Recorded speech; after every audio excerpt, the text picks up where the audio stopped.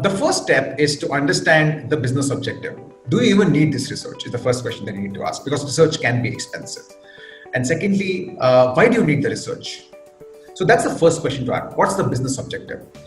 The second question to ask is, what's your respondent profile look like? Who do you want to interview? And why that set and why not a different set? So that's always a question that you need to have in mind. And that should technically be guided by what your product is all about and what your positioning is all about.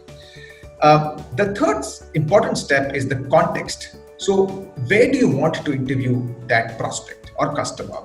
The context is important because you would want to interview someone when they're purchasing product, so right at the retail store. You would want to interview someone when they are actually scouring through their e-commerce website, sitting in the comfort of their home, and similar such occasions. So the context of behavior is something you need to keep in mind, and that also changes the scope and the cost of research.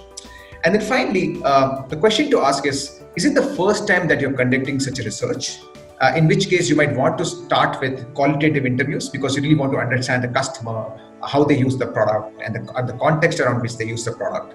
Or is it the second or third time that you're using or you're doing this research? The reason is that quantitative research is used more for tracking progress, while qualitative research, which is in-depth research, is used for understanding human nature far more deeply.